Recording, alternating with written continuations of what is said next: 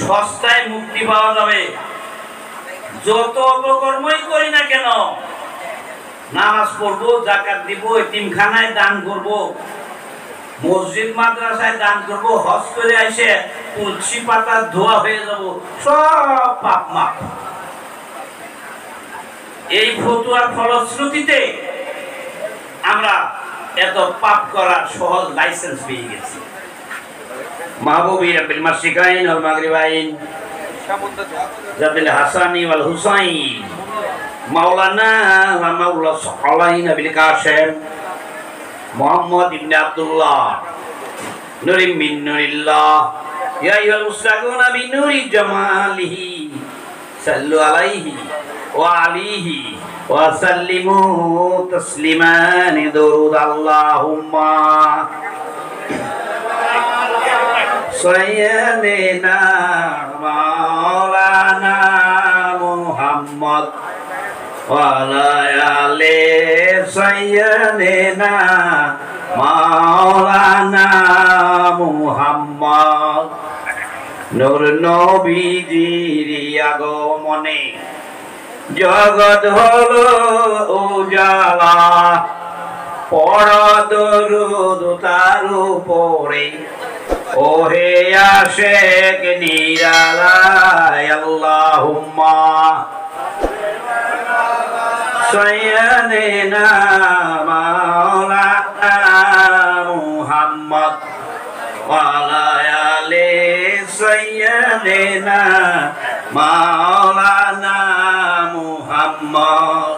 দয়াল নবী, আপনার ইশকে সকল সৃজন, ওই আকাশ আর জমিন, সকল সৃষ্টির মূলে আপনি রাহমাতুল লিল আলামিন। আল্লাহুম্মা সাইয়্যিদিনা মাওলানা মুহাম্মদ। হাজিরাত মজলিস, আজকে আমাদের এই হেরাবাউন দরবার শরীফে আমার শ্রদ্ধেয় মালিক ভাই ফারুক ভাই আসতেন, মান্নান ভাই, নীলকমল ভাই এবং শক্তিধর অকুতোভয়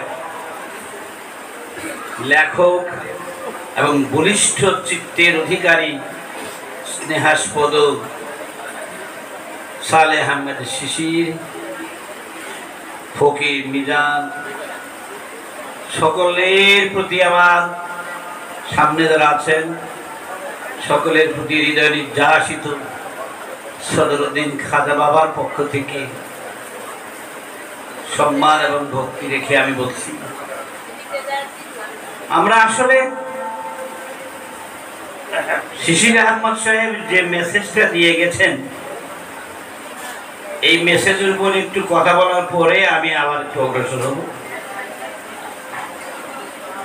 ওনার আমি একটু বাড়তি পরিচয় না, কমের মধ্যেও একটি প্রকাশ। নজরুল এবং সক্রেটিসকে তিনি একটা বই লিখেছেন, এই যুগে আমাদের নজরুল আর সেই যুগের সক্রেটিস দুইজনের চিন্তা চেতনাকে এমন করে সমন্বিত করে পেরেছেন। আমি তাকে বলেছিলাম, আপনি যখন এই দুইজনকে সমন্বয় করেছিলেন আপনি তো আপনার মধ্যে ছিলেন না, ঠিক কিনা? তাকে বলেছিলাম। একজন লেখক যখন লেখেন তিনি দেখুন সেই ব্যক্তি মানুষরা থাকেন না, তিনি সেই দুই মহাপুরুষের বলয়ের মধ্যে তাদের চিত্তাকাশে তিনি হারিয়ে গিয়েছিলেন এবং সকল লেখকই তাই বলে তাই লিখে থাকেন। ওনার সদরুদ্দিন খাজা বাবার প্রতি যে তার প্রেম টান, সদরুদ্দিন খাজা বাবার যে লেখনী এখনো জীবন্ত এবং অনেকেরই মস্তিষ্কে কষাঘাত দিচ্ছে। শরৎচন্দ্রের সেই লেখনী যেমন সেই কালে ব্রাহ্মণ সমাজের পৃষ্ঠে কষাঘাত করেছিল, আমার বাবা সদরুদ্দিন আহমদ চিশতি কেবলাজানের লেখনী যতদিন জীব জগৎ মনুষ্য সমাজ থাকবে ততদিন এটা তাদেরকে মিথ্যা এবং সত্যের সঠিক পার্থক্য নির্ণয় করে মিথ্যাকে কষাঘাত করে সত্যকে জাগরণ ঘটাবেন। এই আশাবাদ ব্যক্ত রেখে আমি বলছি, উনি মদের যে ব্যাখ্যাটা দিয়ে গেছেন কি সুন্দর করে। আমাকে একদিন বাবা এইভাবে বলেছিলেন, সদরে না মসজিদ কেবলা, এরা মদ থেকে না, যেমন শিশির আহমদ বললেন, এক আলি তিন আলি টেনে টেনে বলে, মদের টেনে বলার কোনো অর্থই হয় না। এর অর্থ আছে, ছোট মদ দীর্ঘকালীন সময় অর্থ বহন করে, আর বড় মদ চিরস্থায়িত্ব ইটারনালিটি বহন করে। তিনি বেশ প্রমাণ করে দিয়ে গেছেন। এবং তার বঙ্গানুবাদের ভিতরে ব্যাখ্যার মধ্যে যেখানে মদ আছে আরবি শব্দের সেই শব্দের সাথে তিনি সেই মদের শাব্দিক অর্থ উল্লেখ করে দিয়েছেন। ইতিপূর্বে এই কোরআন এর তাফসীর যারা করেছেন, অর্থ যারা করেছেন, কেউ সেটা করেননি, তিনি করেছেন। তার কারণ কোরআন ওয়ালা যারা তার সম্পর্কে তার কি সম্বন্ধটা ছিল, আমি ছোট্ট একটা কথা, বাস্তব কথা আমাকে তিনি যা বলেছিলেন আমি সেটা বলি।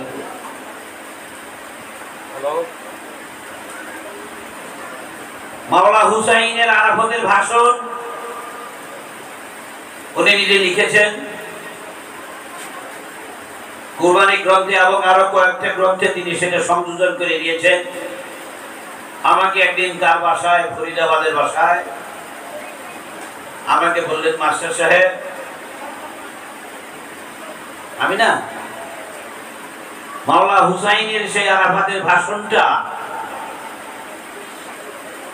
ইরানি নিউজ লেটার থেকে পেয়েছিলাম। আমার বাবা, আমিও তো ইরানি নিউজ লেটার নিয়মিত পড়তাম, ওরা আমাকেও সাপ্লাই করতো। তখন হঠাৎ করে দেখি মাওলানা হুসাইনের ভাষণটা আছে। এই ভাষণে যে পুনর্জন্মের ইঙ্গিত আছে, এটা যদি ইরানি শিয়া সম্প্রদায় জানতো তাহলে হয়তো এটা তারা ছাপাইতো না। উনি বললেন, ইংরেজিতে 6 পৃষ্ঠার মতো, আরবিতে ঠিক প্রায় তাই। সেই ভাষণটা উনি বললেন, আমি যদি ইংরেজিতে বঙ্গানুবাদ করতাম তাহলে 2 থেকে 2.5 মিনিট, বড়জোর 3 মিনিট রাখতো। তা আমি করিনি। সদরুদ্দিন খান বাবা বলতেছেন আমাকে। তার এই কথা এখনো আমার কর্ণ কুহরে যেন বেজে ওঠে, শ্রুতির বারান্দায় যেন জমা হয়ে থাকে।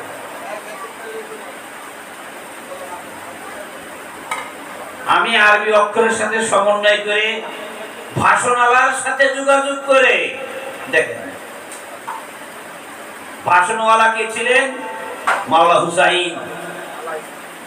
আমি আরবি অক্ষরের সাথে সমন্বয় করে, ভাষণওয়ালার সাথে যোগাযোগ করে 3.5 মাস নিয়েছিলাম এর অর্থ এবং ব্যাখ্যা করতে।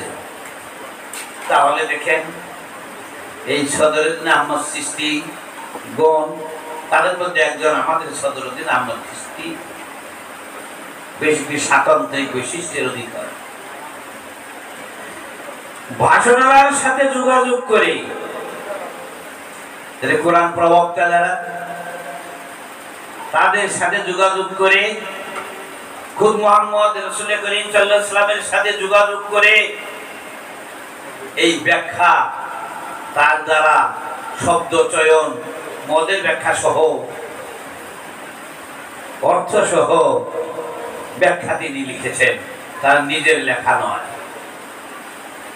তিনি তাদের কাছ থেকে যা পেয়েছেন তাই লিখেছেন। একদিন একটু ভারাক্রান্ত হৃদয়ে আমাকে বললেন আমাদের বাসায় বিকেলে, মাস্টার সাহেব, আমার লেখনী বাংলায় না লিখে ইংরেজিতে লিখলেই বিশ্ব তাড়াতাড়ি অ্যাকসেপ্ট করত। ভাবলাম বাংলায় জন্ম, বাংলা ভাষাভাষীদের জন্য কিছু রেখে যাওয়া দরকার। উনি আমাদের জন্য যে মেসেজ দিয়ে গেছেন, বর্তমান মানব সমাজ, অনাগত ভবিষ্যৎ মানব সমাজের জন্য যা রেখে গেছেন, শিশির আহমদ সাহেব দৃঢ়তার সাথে বলেছেন, কেমন একটা রাগ থাকলে লেখনের লেখনির উপরে সেই লোকে বাড়ি ঘর জ্বালিয়ে পুড়িয়ে দিতে পারে। অর্থাৎ এই সত্যটা যেন আর প্রতিষ্ঠিত না হয়, তাই সেই সময় তার বাড়ি ঘর পুড়িয়ে দিয়েছে। ক্রোধের কত বহিঃপ্রকাশ, ঠিক সেই সদরেন্দ্র আহমদ চিশতি কেবলা জানেন আজকে 112তম আবির্ভাব দিবস এবং 20তম তিরোধান দিবস। উনি 6 সালে যেদিন উপাত হয়ে যান, আমরা বেশ কয়েকদিন এসেছিলাম তার অনুষ্ঠান করতে আমাদের ইজ্জতপুরিয়া দরবারে।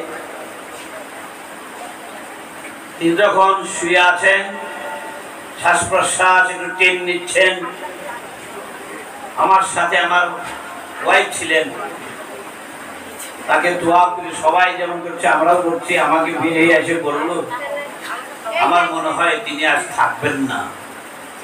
দেখো বলা, আমার মনে হয় ঠিক 9:40 আমরা ওখানে অনুষ্ঠান করতেছি।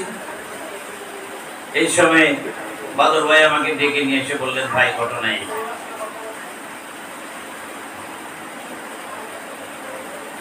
তিনি চলে গেছেন। তারপর অনেক কাহিনী। সেই মহাপুরুষ সদরেন্দ্র আহমদ চিশতি কেবলা জানের আজকে তার 112তম আবির্ভাব এবং 20তম তিরোধান দিবস উপলক্ষে আমরা এখানে উপস্থিত হয়েছি। আমাদের বাংলাদেশে এবং দেশের বাইরেও বেশ অনেক জায়গায় তার সম্পর্কে আলোচনা চলছে। আমাদের দেশে অনেক জায়গায় চলছে। আমরা চাই সারা বিশ্ব জুড়ে সদরেন্দ্র আহমদ চিশতি কেবলা জানের এই যুগান্তকারী মানব মুক্তির, মানব শুদ্ধির যে বিষয়টা আরো বেশি করে প্রচারিত এবং চর্চিত হোক, বিবেকবান মানুষের অন্তরে একটা নাড়া দেয়, ইহাই আমাদের প্রত্যাশা। শিশির আহমেদ আরো বলেছেন, ধর্মীয় দৃষ্টিকোণ থেকে নাস্তিকতার যে কথাটা আছে, প্রচলিত ধর্মের সাথে যারা বিরোধ করেন তাদেরকে আমরা ইসলাম ধর্ম অনুযায়ী নাস্তিক বলে থাকি। এটা উপাধি দেওয়া হয়ে থাকে। উনি যে কথাটা বললেন, নাস্তিকতাটা আসলে নজরুলের রাজবন্দির জবানবন্দিটা যদি আপনারা পড়েন,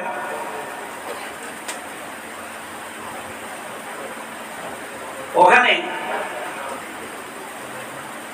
1942 সালে ক্যালকাটা মুসলিম ইনস্টিটিউট কর্তৃক আয়োজিত একটা অনুষ্ঠানে প্রধান অতিথি ছিলেন কাজী নজরুল ইসলাম। তিনি মঞ্চে উঠে বলেছিলেন, আজকাল তো কথা বলা যায়, কথায় কথায় মোল্লা সাহেবগণ কাফের আর নাস্তিক বলে থাকেন। আমাকে যখন নাস্তিক বলে আমি মনে করি যারা আমাকে বলে তাদের মুখে পুষ্পচন্দ্র ঘোষিত হোক, আমি যেন নাস্তিক হয়ে যেতে পারি। তিনি আরো বলেছেন, আমার কি নাস্তিক হওয়ার যোগ্যতা আছে? নাস্তিক ছিলেন জালালউদ্দিন রুমি, উমর খাইয়ুম, এই সমস্ত ব্যক্তিগণ নাস্তিক ছিলেন। আমার কি সেই যোগ্যতা আছে? ধর্মীয় দৃষ্টিকোণ থেকে আমাদের ইসলাম ধর্মের যে নীতিমালা, এগুলোর বিরুদ্ধে গেলে, বিরুদ্ধাচরণ করলে, সংযুক্তি রক্ষা না করলে, প্রচলিত শরীয়তের ধারা মতে আমাদেরকে নাস্তিক উপাধি দেওয়া হয়। আসলে নয়। আমাকে একদিন সদরুদ্দিন খান বাবা তার ভাষায় বললেন, এই ফরিদাবাদের ভাষা, এই ধর্ম সম্পর্কে বলতে গিয়ে তিনি বললেন, মাস্টার সাহেব, religion is not at all acceptable but it is completely avoidable. ধর্ম গ্রহণ করার জন্য নয়, সম্পূর্ণ বর্জন করার জন্য। আমি বললাম, বাবা সর্বনাশ, মানুষের নাস্তিক বলবো? উনি খুব হাসি হাসি, ঠোঁটের মধ্যে হাসি নিয়ে বললেন, না বুঝার কারণে মানুষের নাস্তিক বলে। আসলে নাস্তিক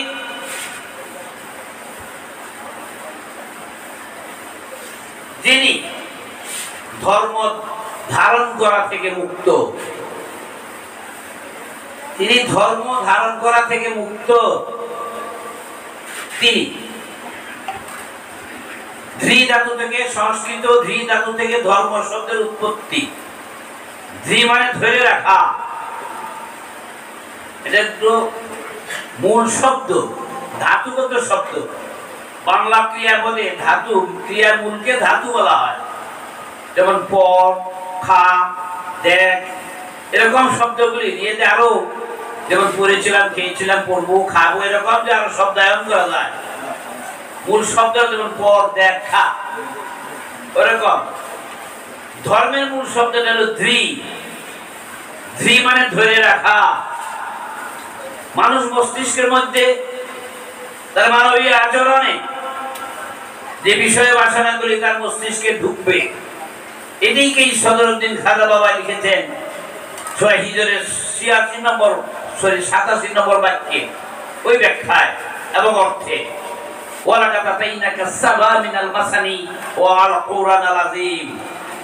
তিনি এই কথা লিখেছেন, ব্যাখ্যাটা দিয়েছেন এইভাবে, কথাটা কোরআন। মানুষের সপ্তম ইন্দ্রিয় দ্বার দিয়ে আমাকে যখন তিনি বললেন, আমি তখন বললাম, বাবা আমরা তো ইন্দ্রিয় 5টা বলেছি, চক্ষু, কর্ণ, নাসিকা, ত্বক, জিহ্বা, আপনি 7টা বললেন। ওই কোরআনে 3টে, 5টা, 7টা আছে। 7টা ব্যাখ্যা শব্দের গ্রহণ যোগ্যতায় অনেক। চক্ষু, কর্ণ, নাসিকা, ত্বক, জিহ্বা, এই 5টা হলো দৃশ্যমান, কথা এবং মন এই যেটা অদৃশ্য, ইনভিজিবল।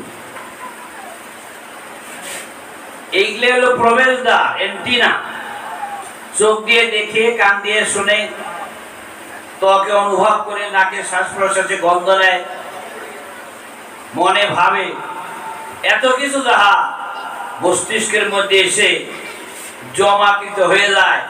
মস্তিষ্ক যাহা এই 7টা এন্টিনা দিয়ে, দরজা দিয়ে মানব মস্তিষ্কে ঢুকে, এবং ওইগুলিকে আমরা যারা ধরে রাখি তারা ধার্মিক। ধর্ম রাশি বলা হয় এগুলিকে। ধর্ম রাশিগুলি যখন ঢুকে, তখন ওইগুলিকে আমরা যারা ধারণ করে রাখি তারা ধার্মিক। এই জাতীয় ধর্ম যা ঢুকে আর আমরা ধরে রাখি, এগুলা গ্রহণযোগ্য নয়, সম্পূর্ণ অপরিত্যাজ্য। আমি কিন্তু আশ্চর্য হয়ে গেলাম শুনে। তাই তিনি বলেছিলেন, religion is not at all acceptable but it is completely avoidable. এই যে বিষয় বাসনা, রূপ, লালসা, ধর্ম রাশি নামে যা পরিচিত, এইগুলি দিয়ে আমাদের মস্তিষ্কের মধ্যে ঢুকে, যে 7টা দরজা দিয়ে, এই লেগে যদি আমরা মস্তিষ্কের মধ্যে আটকায় রাখি, মুহের সঙ্গে ধরে রাখি, উহার পিছনে যদি আমরা দৌড়াদৌড়ি করি, উহাকে বাস্তবায়নের জন্য ফন্দি ফিকির করি, কৌশল খাটাই, তখন আমি ওই ধর্মের আমি একজন ধারক। উহাই আমাকে আবার পুনর্জন্মের বীজ রূপায়ণ করে আমাকে বারবার জন্ম জন্মান্তরে ঘুরাবে। এই জন্য ধর্ম গ্রহণ করার জন্য নয়, ধর্ম পরিত্যাজ্য। এখন শরীয়তের পরিভাষায় আমাদেরকে যারা নাস্তিক বলা হয়, আমাকেও কম বেশি কম বলে নাই, শুধু নাস্তিকই না, আরো বেশ কিছু বলছে। তারপরেও আমি আনন্দ পেয়েছি। কি জন্য? ওরা বুঝে নাই তাই ওই যে বাবার ওই কথাটা না বুঝার কারণে। এখন যে বুঝবে না, যেমন স্নেহাস্পদ হৃদয় নির্যাসিত দরদ যাকে দিতে হয় যে চেয়ালার মধ্যে করতে সিপিনের ঘটনা, ইমাম এবং ইমামকে মানা হয় নাই, খারিজি হয়ে গেছে। তার চিন্তা করেন কারবালার ঘটনা, সেগুলো হর্ষক বিষয়, কি একটা অসম যুদ্ধ, কেমন একটা অবস্থান ছিল সেখানে। ইতিহাসের দিক থেকে দাঁড়িয়ে যেমন ইতিহাস যদি বলা যায়, তিক্ততার সৃষ্টি হয়ে যায় আরো বেশি। যে জায়গায় মাওলানাদের প্রতিষ্ঠা করার কথা সদরুদ্দিন খাজা বাবা লিখেছেন, বলে গেছেন, শিশির আহমেদ সাহেব বলে গেছেন সুন্দর। আমাকে সদরুদ্দিন খাজা বাবা একদিন বললেন এইভাবে, মাস্টার সাহেব আপনি তো কথা বলেন, সুযোগ পেলেই মাওলানাদের কথাটা জানান দিবেন, সমাজ থেকে এই বিষয়টা প্রায় উঠেই গিয়েছে। তাই আমি যে কোনো জায়গায় একটু সুযোগ পেলে ওই কথাটা আবার জানান দেই, তার কথাটা বাস্তবায়ন ঘটানোর জন্য। মাওলা মুহাম্মদ মুস্তাফা সাল্লাল্লাহু আলাইহি ওয়াসাল্লাম মাওলা আলীকে যে মাওলায়াত দিবেন, সেই সূরা মায়েদার সূরা 67 নম্বর বাক্যে বলা আছে, ইয়া আইয়ুহার রাসূল বাল্লিগ মা উনজিলা আলাইকা মির রাব্বিকা ওয়া ইন লাম তাফআল ফামা বাল্লাগতা রিসালাতাহু আল্লাহু ইয়াসিমুকা মিনান নাস। এখানে আন্না আলিউল মাওলাল মুমিনিন, এই কথাটা ওখান থেকে সরানো হয়েছে হাদিসে কুরকি, আমাদের মাওলানা অভিষেক পুস্তকে টিকার নিচে সুন্দর করে দেওয়া আছে, যার ফলে এই সত্য কথাগুলি, চরম সত্য কথা মুহাম্মদ ইসলামের, এই সত্য কথা যেন আর সত্য বলে প্রতিষ্ঠিত না হয়, তাই এই বইয়ের লেখার ফলশ্রুতিতে ওনাকে শুধু হত্যার চেষ্টাই নয়, ওনার বাড়িঘরও জ্বালিয়ে দিয়েছিল। যখন ওনার বিরুদ্ধে সেরকম ঘটনা ঘটে গেল, আমাকে তিনি বললেন এইভাবে, তারা মনে করেছিল আমি বোধহয় জুলাইনের বা আশেপাশে কিছু ঝুপড়িতে বোধহয় আশ্রয় নিয়েছি, এই ঝুপড়িগুলো পর্যন্ত তারা তল্লাশি নিয়েছিল। আমি কিন্তু তখন বারাহিগুড়িতে সেই দোতলায় বসে আছি, ওরা আমাকে পেলে তখন হত্যাই করে ফেলত। যখন ম্যাজিস্ট্রেট গেলেন পুলিশ নিয়ে, আমাকে ওখান থেকে গাড়িতে নিয়ে এসে ঢাকা কেন্দ্রীয় জেলখানায় আমাকে নিরাপদে রাখা হলো। তাহলে ওনার জামিনে উনি বললেন, আমার আহমদ চিশতি যে আমি ওই কাজ লিখেছি করেছি, জামালপুরের রাজা মাহবুব চিশতি বাবা বললেন। তখন একটা আর্টিকেল লিখেছিলেন সংবাদ পত্রিকায়, সেটা প্রকাশিত হয়েছিল, যেমন একজন সত্যদ্রষ্টা ধর্মচিন্তাবিদ বেশ একটা ভূমিকা দিয়ে তিনি লিখেছিলেন, তাকে এইভাবে মিথ্যা অপবাদ দিয়ে তার লেখনী বুঝতে না পারার ফলশ্রুতিতে তাকে জেলে রাখা হয়েছে, অনতি বিলম্বে তার আমরা মুক্তি কামনা করি। বাবা বললেন, আমি যখন জেলখানায় বসে আছি, প্রথম শ্রেণীর জেলখানায়, সংবাদপত্রটা যখন আমাকে এনে দিল, তখন আমি দেখি যে রাজা মাহবুব চিশতির লেখাটা আছে। পরের দিনই নাকি তার 2 দিন পরেই তাকে জামিন দেওয়া হয়ে গেল। আমার মনে হলো, বাবা বললেন আমাকে, হয়তো রাজা মাহবুব চিশতির লেখনীটা আমার জামিনের জন্য সহায় হয়েছে, হয়তো। তাহলে দেখেন, ওই যে আন্না আলিউল মাওলানা মুমিনিন, যে কথাটা শিশির আহমেদ সাহেব ইমাম মানে ইমামত মানি না। এই কথাটা কিন্তু খুবই তাৎপর্যপূর্ণ কথা তিনি বলেছেন। দয়াল নবী কে যদি আমরা মানি তাহলে তার সিদ্ধান্ত আমাদের জন্য শিরোধার্য, তা না হলে তো আমরা তার উম্মতই থাকবো না।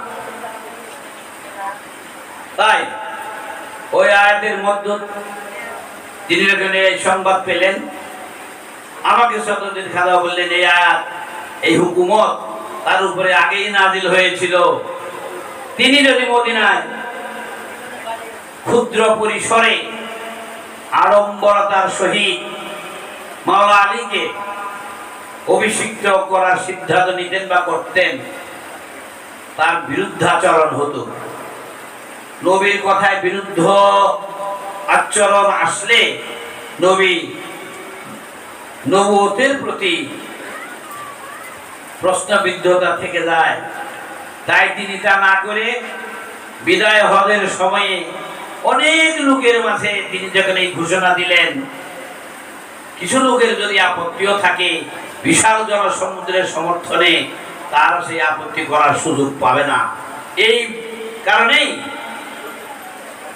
তিনি গাদিরে খুম নামক জায়গায় ১৬ লক্ষ সাহাবার মাঝে ওই ঘোষণা দিয়েছিলেন। উটের উপরে যে গদি ছিল সেগুলো দিয়ে দিয়ে সুন্দর করে মঞ্চ তৈরি করা হলো। মাওলা আলীকে ডেকে তিনি এমন ভাবে তুলে ধরেছিলেন যে মানকুন্ত মাওলাহু ফাহাজ আলীর মাওলাহু আল্লাহুম্মা ওয়ালিমান ওয়ালাহু আদামান আদাহু সুলমান নাসরা আখজুল মান খাদালা ফালিয়াজাদি লিহাযুল খায়রা। নবীর কথা, আমি যার মাওলা, আলী যার মাওলা। চিন্তা করেন কার কথা? দয়াল নবী রাসূল করিম সাল্লাল্লাহু আলাইহি সাল্লামের কথা। আমরা যদি নবীকে মানি তাহলে নবীর হুকুম মানতে হবে। আমি যার মাওলা, আলী যার মাওলা, দয়াল নবীর কথা। আর তা যদি আমরা না মানি, আমরা নবীর উম্মত হওয়ার যোগ্যতা রাখি না। দেখছেন, আমি যার মাওলা, আলী যার মাওলা। হে আল্লাহ, আপনি তাহাকে সাহায্য করেন যে আলীকে সাহায্য করেন, আপনি তাহাকে ভালোবাসেন যে আলীকে ভালোবাসেন, আপনি তাহার সাথে শত্রুতা করেন যে আলীর সাথে শত্রুতা করে, আপনি তাহাকে লাঞ্ছনা দেন যে আলীকে লাঞ্ছনা দেয়। মারহাবা মারহাবা করে গেল। প্রায় ১৬ লক্ষ লোকের মধ্যে এই ঘোষণাতে কারোর মনে বিরোধিতা করার বাসনা থাকলেও সুযোগ ছিল না। এই ঘোষণা পাওয়ার পরে অনেকেই বলেছিলেন, আপনারা যারা আছেন তারা জানলেন, আর যারা আসে নাই, অনাগত আছেন এখানে, তাদেরকে এই সংবাদ জানিয়ে দিবেন। তখন ওখান থেকে অনেকেই আর গৃহেও ফিরেন নাই, ইয়া প্রচারের জন্য বেরিয়ে গিয়েছিলেন দেশান্তরে। দেখেন কেমন প্রেমিক তারা ছিলেন রাসূলের। এখন এই ঘটনার প্রেক্ষাতে দয়াল নবী ওখানে ২.৫ দিনের মতো সময় নিয়েছিলেন। উপস্থিত সকলেই মাওলা আলীর কাছে গিয়ে আনুগত্যের বায়াত নিয়েছিলেন। হযরত ওমর বায়াত দিতে গিয়ে বলেছিলেন, বাকিন বাকিন আলী ইবনে তালিব, আবু তালিব, হে আবু তালিবের সাথে আলী আপনাকে ধন্যবাদ ধন্যবাদ ধন্যবাদ, এই কথাটা বলেছিলেন হযরত ওমর। কিন্তু পরবর্তীতে আমরা তা রাখি নাই। যখন এই পর্ব শেষ হয়ে গেল বায়াতের, তখন কোরআনের সব শেষ ওহীটা আসলো। শেষের আগের ওহীটা কিন্তু সূরা মায়েদার ৬৭ নম্বরে, last part 1 according to the chronology of time. ওহীর আগমনের ধারাবাহিকতায় শেষের আগেরটাকে লাস্ট পার্ট 1 বলা হয় ইংরেজি ভাষায়, আর শেষেরটা হলো ৩ নম্বর বাক্যে। শেষের আগেরটা ৬৭, শেষের বাক্যটা কোথায় এর সাথে রিলেটেড, ওই সূরা মায়েদার ৫ম সূরা ৩ নম্বরে সুকৌশলে কত দূরত্ব বজায় রাখা হয়েছিল। নবীর আদর্শের সাথে আমরা যারা থাকি না, তার উদ্দেশ্য নিজের জীবন চরিত্রে বাস্তবায়ন ঘটাই না, তারা কি আমরা নবী থাকলাম নাকি তার থেকে আদর্শগত ভাবে ছুটে গেলাম? মুখে আওড়ালি হয় না। লালন সাহেজি বলেছেন, নবীকে মানে না যারা কি কাফের, নির্ভেজাল কাফের। নবীর সিদ্ধান্ত আমরা মানলাম না, চিন্তা করছেন? দর্শক শেষের যে ওইটা আসলো সূরা মায়েদার ৩ নম্বর, আলিয়ুম ইয়াশাল্লাযিনা কাফারু মিন দীনিকুম ফালা তাখশাহুম ওয়াখশাউনি আলিয়ুম আকমালতু লাকুম দীনাকুম ওয়া আতমামতু আলাইকুম নি'মাতি ওয়া রাদিতু লাকুমুল ইসলাম দীনা। আল্লাহ, আমি তোমাদের ইসলামের নিয়ামত এই ধারায় পরিপূর্ণ করিয়া দিলাম। তোমরা এখন আর কাফেরদেরকে ভয় করো না, ভয় করো আমাকে। আমি তোমাদের ইসলামের নিয়ামত এই ধারায় পরিপূর্ণ করিয়া দিলাম। তখন ওই মাঠে ওই অবস্থানে দয়াল নবী একটা প্রার্থনা করেছিলেন, মুনাজাত করেছিলেন। এটাও মাওলার অভিষেকে দেওয়া আছে। আল্লাহু আকবার, আলহামদুলিল্লাহ, আল্লাহ মানে দিনা ওয়া তামান্না নিয়ামাতি ওয়া রাজায়ে রাব্বি আলা রাসূলিহি বিআলাতি আলী ইবনে আবি তালিব। এই কথা। তাহলে আমরা এখন মাওলা আলীকে মাওলায়াতে এবং ইমামতের যে ধারায় তাকে প্রতিষ্ঠিত করা হলো, রাসূলের ওফাতের পরে আমরা তা রাখলাম না। বনি সবিকায় গিয়ে তার পবিত্র দেহ মুবারক মাটিতে রেখে বনি সবিকায় ২.৫ দিন পর্যন্ত ধস্তাধস্তি পর্যন্ত হয়েছে। একদল বলতো, কিসের আবার নতুন নেতা? নবী তো বলেই গেছেন আলী হবেন নেতা, আমাদের মাওলা হবেন। মানকুতু মাওলাহু ফাযা আলীউল মাওলাহু, আবার কিসের নেতা? ইতিহাস বড় করুন। সেই মিথ্যার ইতিহাসের জাল রাষ্ট্রীয় সমর্থন পুষ্টতা নিয়ে এত বেশি পরিমাণে বিস্তার আছে, বিস্তার ঘটেছে। আমি দেখেছি এর বিরুদ্ধে বেশ খানিকটা শিশির আহমদ শিশি তার বেশ কয়েকটা মোটা পুস্তক লিখে দিয়েছেন, আমি দেখেছিলাম। এখন আমরা সত্য কথাও যদি বলতে যাই, ইহাই মিথ্যা বলে প্রমাণিত হবে। যেহেতু খোলাফায়ে রাশিদিনের 23 বছর, আব্বাসের খলিফার 400 বছর, এরকম ধারা মাবিয়া ইয়াজিদের সেই ধারার সাথে সংযুক্ত রক্ষা করে মসজিদের মিম্বরে পর্যন্ত বসে বসে মাওলা আলীর শানে বিপরীত কুৎসাগার খুতবা প্রদান করা হতো। অথচ একজন এসে বিরোধিতা করেছিলেন অনেক ভয়। আমাদের ইসলামের ইতিহাস এত দুঃখজনক ভাবে জনসমাজে বিস্তার লাভ করেছে। আমরা সত্যকে কেমনে পাবো? এখন মিথ্যাই সত্য, সত্যই মিথ্যা হয়ে গেছে। সদদিন আমার সৃষ্টি বাউলান কেবলাদান তার লেখনের মাধ্যমে পবিত্র কুরআনকে সাম্প্রদায়িকতার ব্যাখ্যা থেকে সরিয়ে এনেছেন, সার্বজনীন গ্রন্থে পরিণত করার প্রয়াস পেয়েছেন। শিশির আহমদ সাহেব কথাও বলে গেছেন। আমরা যারা মুসলমান মানুষ বলে দাবি করি, তারা মনে করি এই বেহেশত নামক জিনিসটা শুধু আমাদের আর বাকিগুলোর জন্য, খালি জাহান্নাম আর জাহান্নাম, জাহান্নাম আর জাহান্নাম। চিন্তা করেন, এখনকার পুস্তকগুলির মধ্যে ধর্ম শিক্ষার মধ্যে লেখা হয়, আমি সেদিনও দেখলাম এমন নাকি ছাড়ার ওখানে ইসলাম ধর্ম নৈতিক শিক্ষা, হিন্দু ধর্ম নৈতিক শিক্ষা, খ্রিস্ট ধর্ম নৈতিক শিক্ষা লেখা আছে। তার মানে ধর্ম এই শিক্ষাগুলো নীতির উপর নির্ভরশীল। সকল ধর্ম শিক্ষাই নৈতিকতার উপরে। এখন এই যে নৈতিক শিক্ষা নীতি বর্জিত হয়ে গেছে, ধর্মের মধ্যে নীতি নাই বলেই এগুলো নৈতিক শিক্ষা বলে আবার প্রচার করা হচ্ছে এবং জানাই দেওয়া হচ্ছে আমাদের। এবার আমাদের কথা হলো এই যে নৈতিক শিক্ষার যে অবস্থা, কোন ধর্মেই চুরি করার কথা নেই, কোন ধর্মেই হত্যা করার কথা নেই, কোন ধর্মেই মানুষকে প্রতিপন্ন করার কথা নেই, স্বচ্ছতা সততা কথা বিপরীতে কোনো কথা নেই।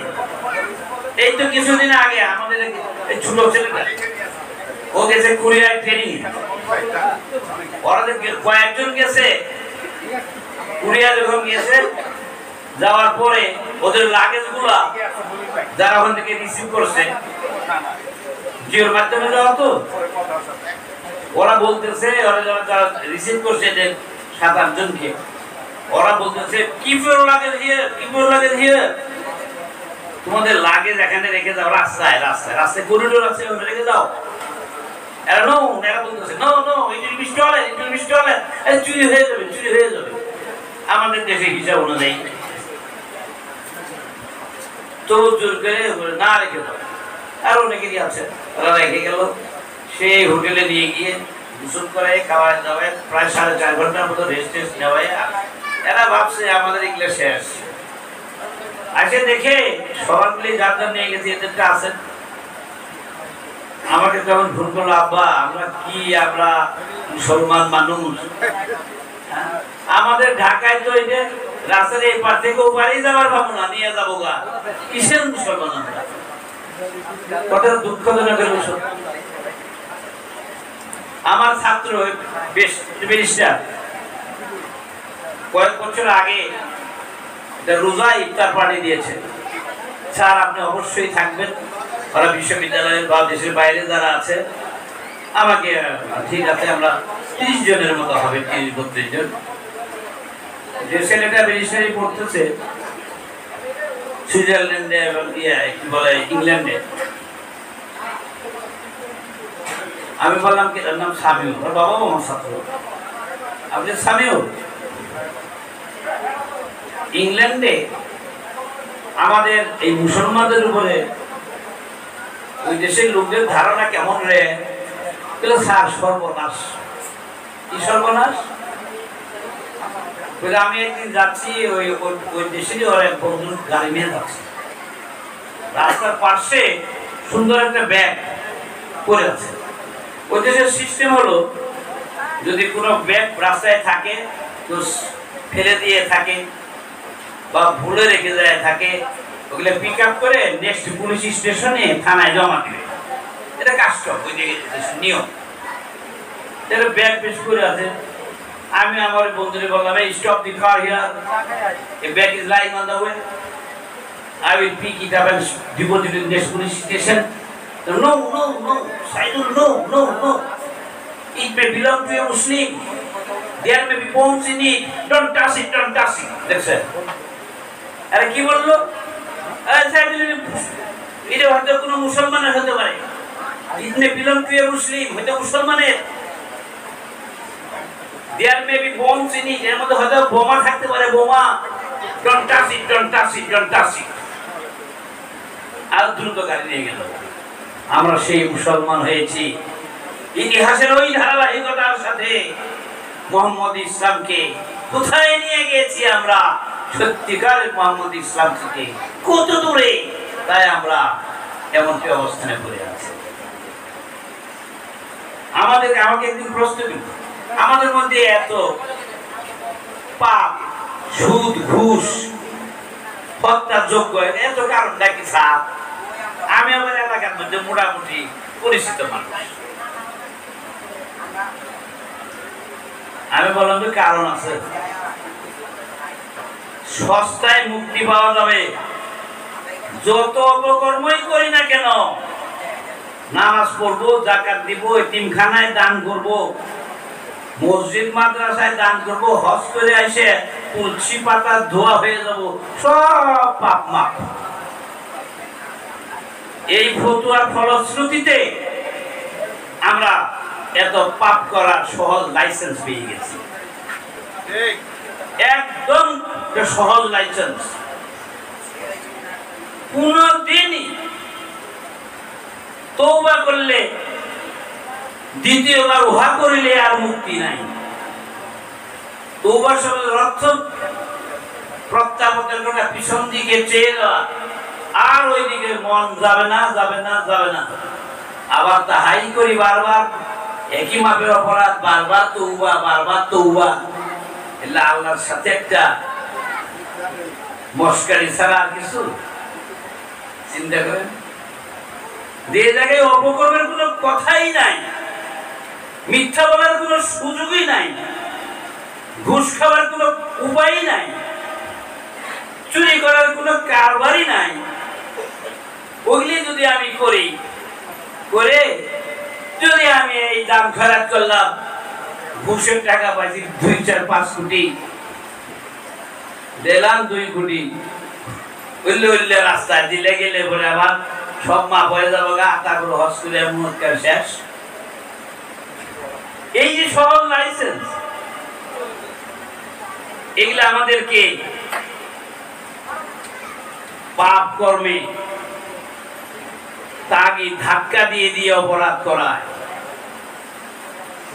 যারা আমরা নিজেরা যদি এই বিষয়গুলি থেকে নিজেদেরকে কোনটা ন্যায়, কোনটা অন্যায়, কোনটা ভালো, কোনটা মন্দ, কোনটা সত্য, কোনটা মিথ্যা, নগদ আমার ঘুষ খাওয়া অন্যায়।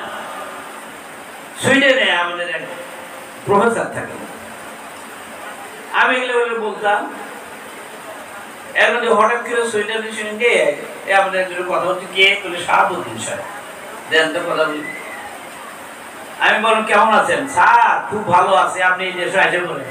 আপনি জেলে পেশাল করছেন, সব এই দেশ, এন পুলিশে কেমনে ঘুষ খেতে হয় জানে না, চুরি বুঝে না, এই দেশে আসে বলেন স্যার।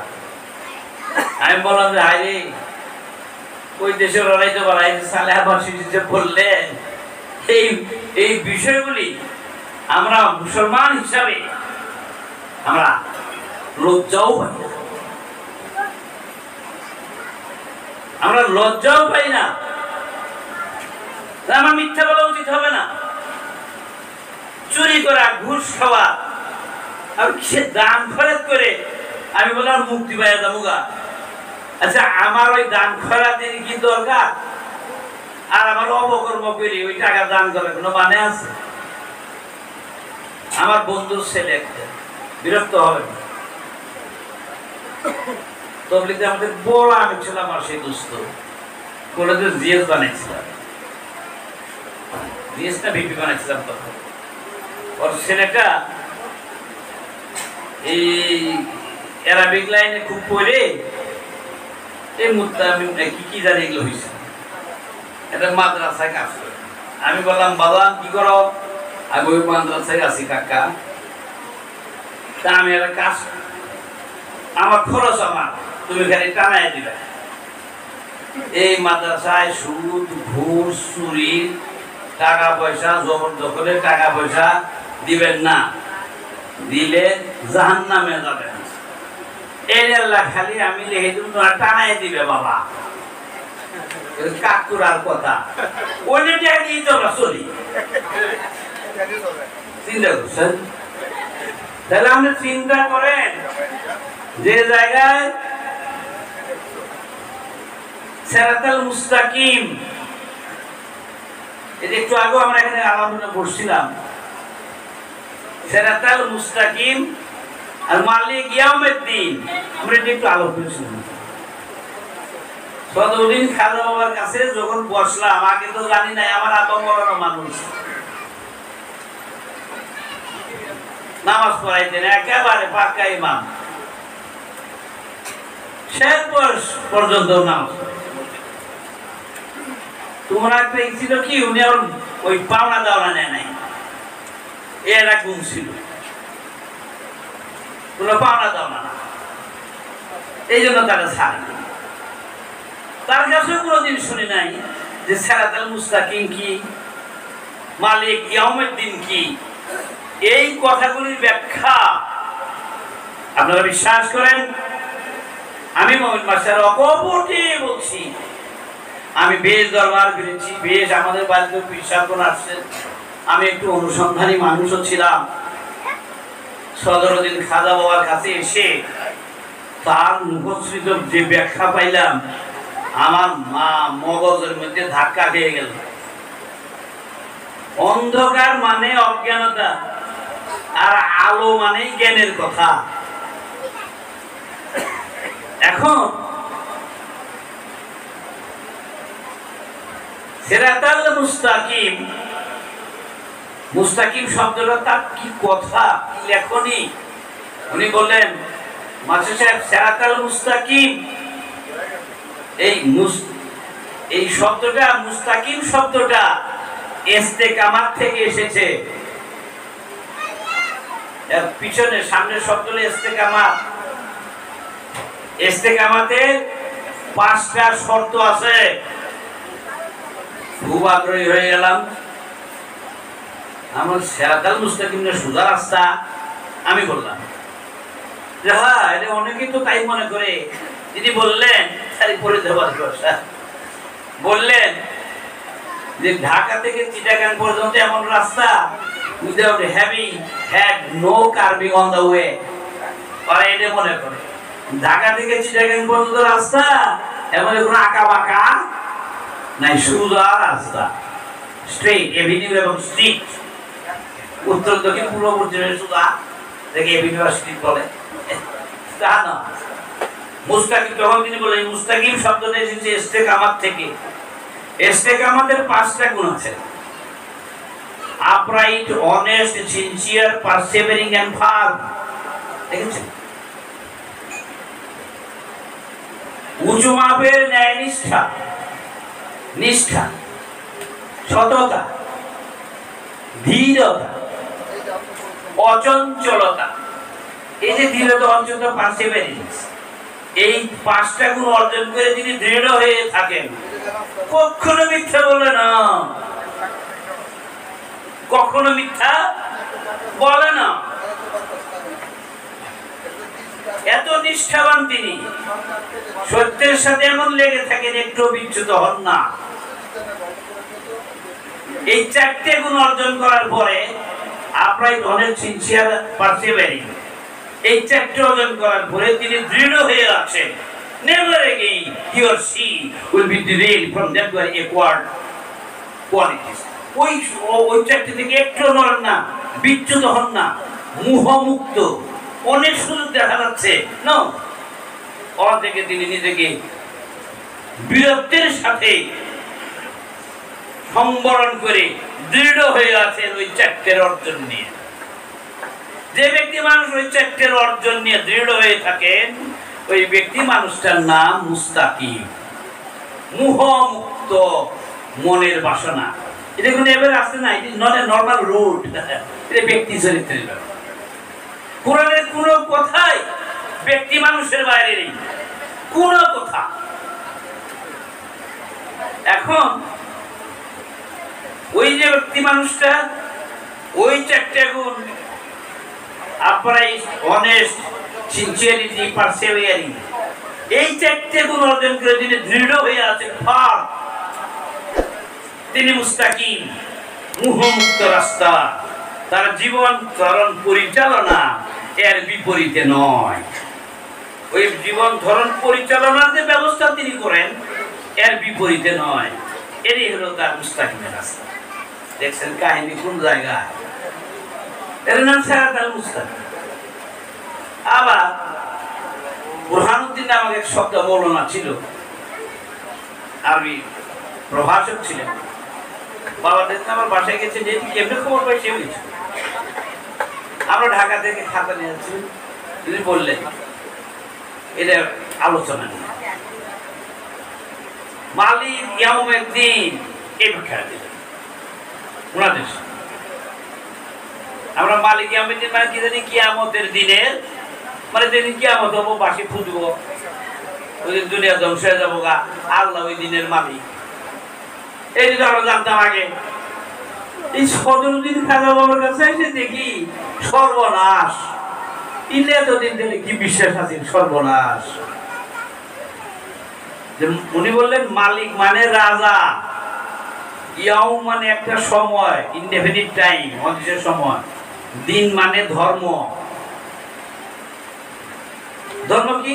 ওই যে সাতটা ইন্দ্রিয় দিয়ে যে বিষয় বাসনা লোভ লালসা মাথায় ঢুকে, মনে ঢুকে, ওগুলো মস্তিষ্কের মধ্যে ধরে রাখি, আমরা ত্যাগ করি না। ওইগুলি আমাদেরকে আবার সৃষ্টিতে ধরে রাখবে, তাই তার নাম ধর্ম। বলে ত্যাগ করা লাগবো। তাহলে এটা কেমনে কি হবো তাহলে বাবা? যে যখনই মস্তিষ্কের মধ্যে এরকম বিষয় বাসনা লোভ লালসার কিছু আসবে, তখন ওটা দেখবেন ওয়াল্লাযিনা ইউসাদ্দিকুনা বিয়াউমিদ্দিন, ওয়াল্লাযিনা ইউসাদ্দিকুনা বিয়াউমিদ্দিন। ইয়াউম মানে সময়, দিন মানে ধর্ম। যখনই আপনার মস্তিষ্কের মধ্যে লোভ লালসা, বিষয় বাসনা, দুনিয়াদারিতে যে কোনো বিষয় মাথায় ঢুকবে, তখনই আপনি ওটাকে দেখবেন। You must be a seer of that very phenomenon. আপনাকে দ্রষ্টা হইতে হবে, সিয়ার। ওই বিষয়গুলি দেখবেন, দ্রষ্টা হবেন। সাদেক, সাদেক মানে দ্রষ্টা, সত্য দ্রষ্টা। তখনই দেখবেন, দেখে ওর আগমনের কারণটা কি, cause of coming of the phenomenon, the effect of the phenomenon, ওই বিষয় কেন আসলো এটা দেখবেন। এর ফল কি? আমি ওর পিছনে লাগে থাকলে, ওর মাথায় ধরে রাখলে, বলে ফন্দি ফিকির করে ওটা বাস্তবায়ন করতে গেলে আমার শেষ পরিণতি কি হবে এটা দেখে নিবেন। তখন ওর মোহ আর থাকবে না। এটা দেখার যে ধীর গতিতে পদ্ধতি, আমি একটু বলবো 5-10 মিনিট সারাদিন উপরে এই বিষয়টা নিয়ে। ধীর গতিতে যাবে যে, তখন এই মোহটা যখন শেষ হয়ে যাবে, তখন টাকা দিয়ে যাবে। তাহলে ধর্মরাশি যখনই আমার মস্তিষ্কে ঢুকলো, ও আমি দেখিয়া মোহের অংশটুকু শেষ করে দিতে পারছি, মাথায় তাহাকে রাখিনি, উহার প্রভাব আমার মস্তিষ্কে নাই, তখন আমি ধর্মের কালের রাজা। ওই সাধক তখন কি হবে? ধর্মের কালের রাজা।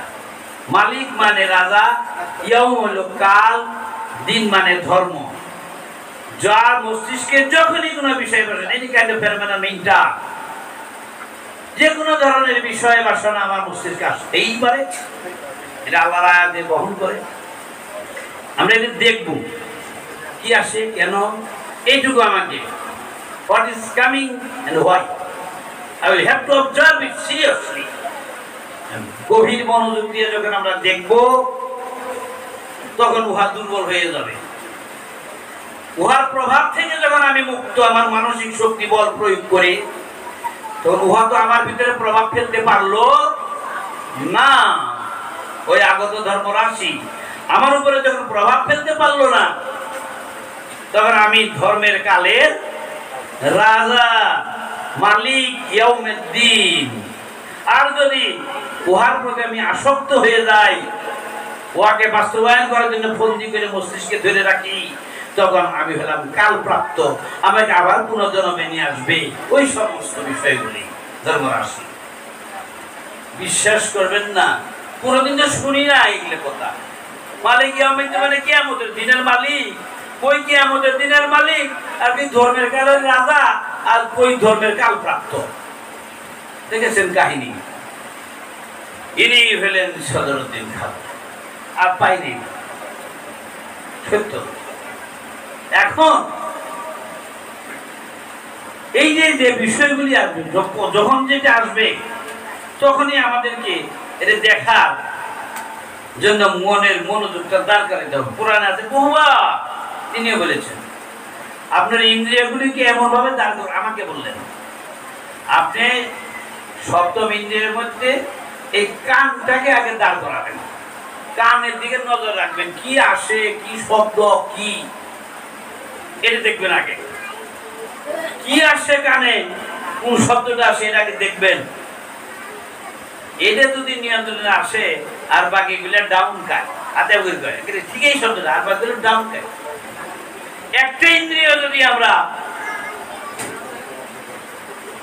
সংশোধন করতে পারি, কি আসে? চোখ দিয়ে দেখাটা হোক, কান দিয়ে শোনাটা হোক, মন দিয়ে ভাবাটা হোক, যেটাই আসে, একটাকে যদি আমরা পরাভূত করতে পারি বিষয় রাশিগুলি দেখে দেখে, উহা আমার জন্য পবিত্র, বাকিগুলো হালাল। দেখেছেন সিস্টেমটা ভালো। এখন যখনই আসবে তখনই দেখাতে সিস্টেম, এটাকে বলা হয়েছে ওয়াক্তে মালুম। সূরা হিজরের 38 নম্বর বাক্য আপনারা দেখেন। উনি আমাকে নিয়ে বসেছিলেন, আমাদের সবাই অনেককে নিয়ে বসেছিলেন, আমি একা একা আমাকে সবাই বেশি দিয়েছিলেন, নসিবটা আমাদের। উনি ওয়াক্তে মালুম বললেন, যখনই আসবে বিষয় মস্তিষ্কে উদিত হবে, দেখে শুনে ভেবে যাহাই মনে জাগ্রত হোক না কেন, আপনি তখনই তাকে দেখবেন what kind of phenomenon is entering the chamber of brain, দেখবেন। তখন তিনি একটা সেন্টেন্স বললেন, ইংরেজিতে লিখছেন ওই সেন্টেন্সটা 38 নম্বর বাক্যে সূরা হিজরে, the constantly notice period of the time of the rise and fall of the phenomenon, on that time is unnoticed and unfelt, it is not what মালুম। দেখেছেন, যখনই আপনার মস্তিষ্কে কিছু ঢুকবে এরকম বিষয়, তখনই আপনি দেখবেন আপনাকে না জানিয়ে মনে মগজে যেন কিছু না, without notification nothing is permitted to enter in the chamber of brain. যদি ঢুকেই যায় তাহলে ওয়াক্তে মালুম অনুভূত সময় হলো, চেষ্টা করবেন এই ব্যাপারে। You will have to be more than alert. তাই সেন্টেন্সটা মনে আছে, you will have to be more than alert. আপনাকে সজাগের চাইতেও আরো সজাগ হতে হবে, একটু সাবধান থাকবে। দেখছেন, এখন আমরা যখন এটা দেখতে পারলাম, তখন আমরা সালাদটা কি মনে করবো? আমার নীলকমল ভাই বলেছেন জাকাতের, সালাতের, সিয়ামের, একটু আমি তো সংক্ষেপে বলে যাই, সারা রাত গেলেও সেটা নয়, যেহেতু আমাদের পরে আবার গান বাজনা আছে। সালাদটা কি? সালাদ আমরা কি করবো? যে ওয়াক্তিয়া সালাদ যে আছে, যে কোরআনে নেই। ফজর, আসর, মাগরিব, এশা, কোরআনে। কোরআনের সালাদটা তো সূরা মারিয়াম 23 নম্বর বাক্যে সালাতু দায়মুন, সারাক্ষণ সালাত, সিজলে জানরকে। সারাক্ষণটা কি? আপনার বিষয় বাসে নাকি খালি ফজর, আসর, মাগরিব, এশা, এই 5 বার ইয়াবু, যে কোনো টাইম তো আমার মস্তিষ্কের মধ্যে যে কোনো বিষয় ঢুকতে পারে। Any time it may happen to inter, যে কোনো বিষয়ই তো আমার মস্তিষ্কে ঢুকতে পারে। যখন ঢুকিবে তখনই দেখিয়া তাহার উপর আমি কি করিব? সালাত করবো, দেখবো। আগমনের কারণ কি রে? বাবাকে কোথায় নিয়ে যেতে চায়? তোমার শেষ করে নিতে আমার কোথায় ডুবাবা? আমাকে আমাকে আবার তুমি বারবার জন্ম ধরা খাওয়াবা? না না না না। এই যে পদ্ধতি, সালাতে method to know the style of নাফস attempts for nearness to God, আমার মনের ভিতরে যে এই বিষয়গুলি আসা যাওয়া করে, এগুলো দেখা। সালাতে method to know the style of নাফস, মনের যে পদ্ধতিগত অবস্থা কি আসে কি যায় এটা দেখে নেব। Attempts for nearness to god, এগুলো দেখে মোহ শেষ করে দিলে, ওর প্রভাব যখন আমার ভিতরে আর থাকলো না, তখন আমি আল্লাহ পর্যন্ত পৌঁছে যাবো। আল্লাহ আমাকে এসে যাবে, আল্লাহ হিয়াতে পরিণত হয়ে যাবো আমি। এরই বলছেন ওইভাবে। এটা কিরকম করে? ধরেন কোনো বিষয় আসলো, আসার পরে আমি ওটাকে দেখতে থাকলাম, অসংখ্য বিষয় আসবে, আমাদেরকে আগে দ্রষ্টা হতে হবে কি কি আছে এটা আমরা দেখবো। প্রয়োজনে খাতা কলম নিব, আজকে ওই তারিখ কয়টা আছে, প্রতিদিন তারিখ কয়টা আসছে। যখন আপনি দেখা শুরু করবেন, তখন ধীরে ধীরে বিষয় কমে যাবে। গেলেই তো ধরে কমে যাবে।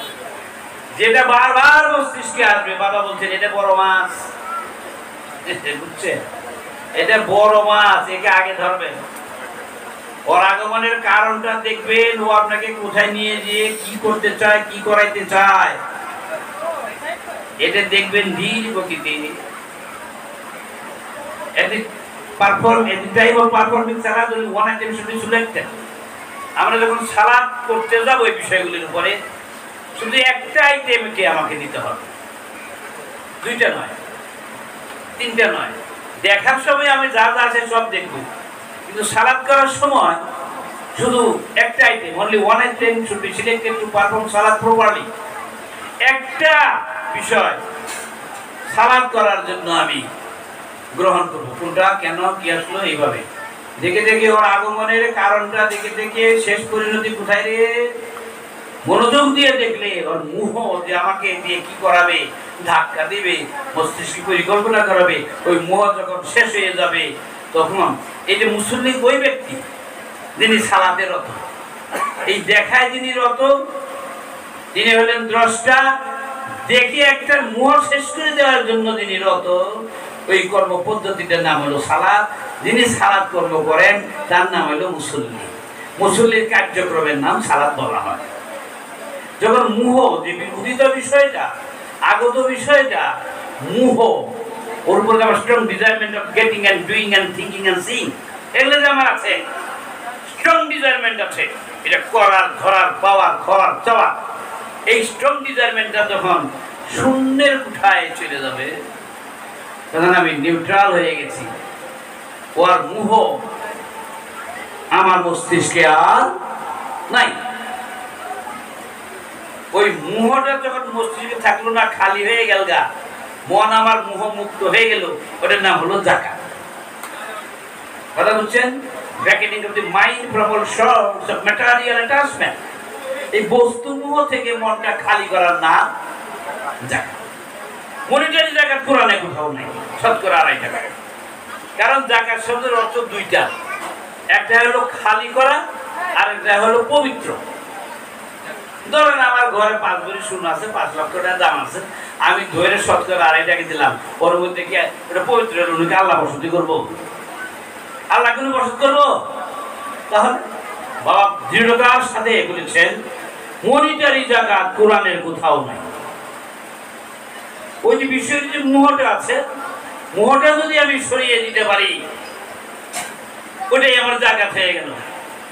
তখন উহা আমার জন্য ওই বিষয়, মোহ না থাকার ফলশ্রুতিতে ওই বিষয় আমার জন্য পবিত্র। তখন আমি করতে পারবো, ধরতে পারবো, খেতে পারবো, নিতে পারবো, দেখতে পারবো। তখন কিন্তু মোহের যদি দ্বিধার্থও থাকে, উহার জন্য আমি আটকা। এই জন্য মোহকে নিঃশেষ করে দিলে যাকাত হয়ে যায়। তাই মুসল্লি যখন সালাত করে যাকাত সম্পন্ন করতে পারেন, তখন ওই ব্যক্তি মানুষের অন্তরটা খালি হয়ে যায়, পবিত্র মনে তার বসতি। তাই কোরআনের সূরা বাকারার 115 নম্বর বাক্যে আছে, ওয়াল্লাহিল আশরিকুল মাগরিবি ফাইনামা তুআল্লু ফাসাম্মা ওয়াজহুল্লাহ।